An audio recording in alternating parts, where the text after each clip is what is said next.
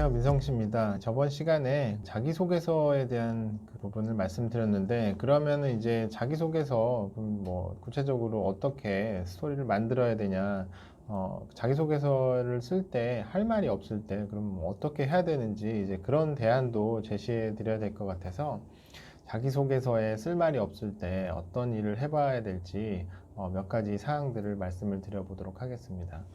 말씀드린 것처럼 자기소개서 자체가 어떤 스토리를 가지고 있으면 주목이나 흥미를 끌 수 있기 때문에 이제 그런 방법들에 어떤 것들이 있는지 구체적으로 한번 알아보도록 하겠습니다. 우선은 이제 기존에 자기가 살아오면서 이제 대학생 때까지나 아니면 어느 정도 이제 사회생활을 하기 전까지 그런 경험들을 바탕으로 아마 자기소개서를 대부분 구성을 했을 텐데, 제가 느끼는 것들은 이제 자기소개서를 쓰실 때 어떤 직무와 연관된 그런 경험들을 만드셔야 되는데, 무엇보다도 내가 부동산에 관심을 가지고 있다는 것을 이제 표현을 해줘야 됩니다.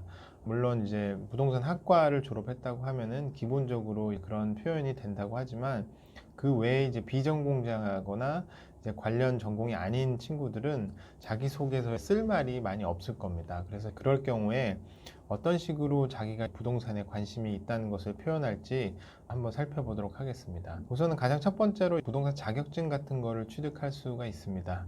하지만 부동산 자격증 같은 경우에는 합격과 불합격이 있기 때문에 내가 어떤 공부를 했다는 것에 대한 거를 합격을 한다고 하면 이제 보장이 되지만, 그럴 시간이 없다고 하면은 이제 해볼 수 있는 것들이 부동산 관련 강의를 듣는 것입니다. 물론 이제 금전적으로 이제 부담이 될 수 있는 강의들도 있겠지만, 그렇지 않은 부동산 강의들도 굉장히 많이 있기 때문에 그런 부동산 강의를 들으면서 내가 이제 부동산 지식을 이런 식으로 습득을 했었고 관심이 있다, 이런 것들을 보여주는 게 필요하다고 봅니다. 그리고 부동산 강의를 통해서 내가 지식을 얻게 되고, 그 다음에 부동산 강의를 가게 되면 대부분 현직에 계신 분들이 강의를 하는 경우가 많습니다. 그래서 현직자들한테 어떤 질문도 해볼 수 있기 때문에 부동산 강의를 듣는 것을 첫 번째로 추천을 드립니다. 그 다음에 이제 부동산 강의도 있겠지만, 단발성으로 진행하는 이제 부동산 세미나나 부동산 관련 모임들이 있습니다. 그런 것들은 본인이 관심을 충분히 갖고 있다면 그런 행사들을 이제 찾아볼 수가 있고, 때로는 현직자들을 초청하는 세미나들도 있습니다. 이제 그런 경우는 이제 무료인 세미나들도 많기 때문에 그런 것들을 잘 보고 계시다가 참석을 하셔도 됩니다. 내가 이제 뭐 학생이어서 참석을 못하거나 그런 제한들은 많이 없는 것으로 알고 있고, 예를 들면 어떤 이제 PM사에서 주관하는 회의 같은 거 세미나들도 있을 테고, 그러면 회계법인 그런 곳에도 이제 세미나를 이제 종종 주관을 합니다. 그런 곳들에서 이제 참석을 하시면서 내가 부동산에 관심을 쭉 갖고 있다.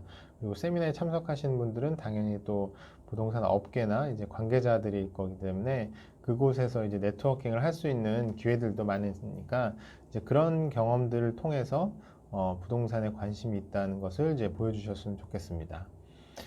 그 다음으로는 볼 수 있는 게, 내가 현업에 연관된 경험을 가지고 있다, 이런 부분들을 좀 표현을 해줘야 되는데, 가장 좋은 거는 이제 인턴으로 취업을 하는 건데, 뭐 인턴도 이제 되는 경우가 있고 안 되는 경우가 있기 때문에 꼭 인턴이 아니더라도 해볼 수 있는 일들이 있습니다.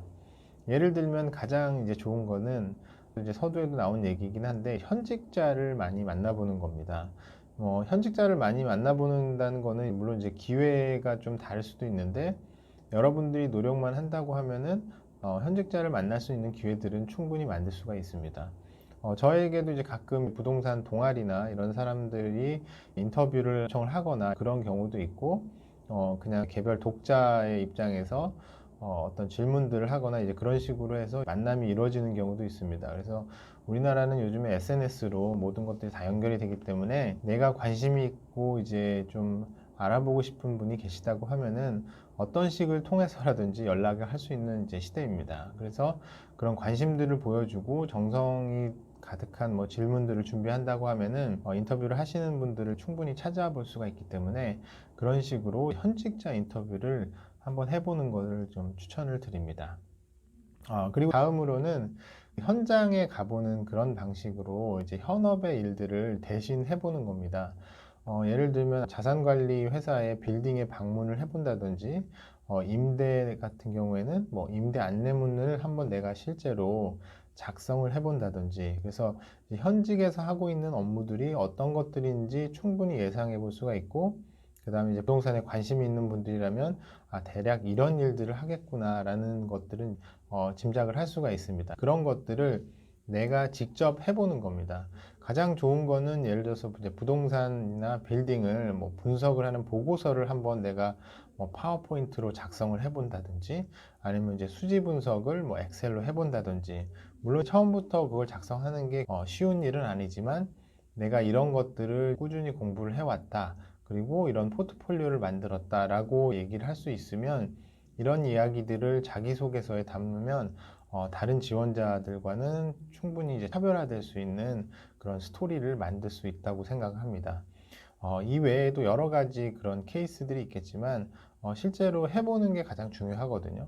저도 이렇게 여러 친구들한테 이제 설명을 드리고 말씀을 드리지만 이렇게 실제로 해보는 사람들은 그 비율이 굉장히 떨어집니다. 그래서 일단 실행한다는 거는 다른 사람보다 경쟁력이 있다라고 생각이 들고, 그런 노력들을 하시다 보면 이제 자기소개서의 이제 질도 높아지고, 자기소개서의 질이 높아지면 이제 부동산 회사에 합격할 수 있는 그 확률이 높아진다고 저는 생각을 합니다. 그래서 오늘 제가 말씀드린 것들을 이제 하나씩 실천해 보면서 자기소개서를 조금 더 업그레이드 해 보셨으면 좋겠습니다. 오늘은 여기서 설명을 마치도록 하겠습니다. 감사합니다.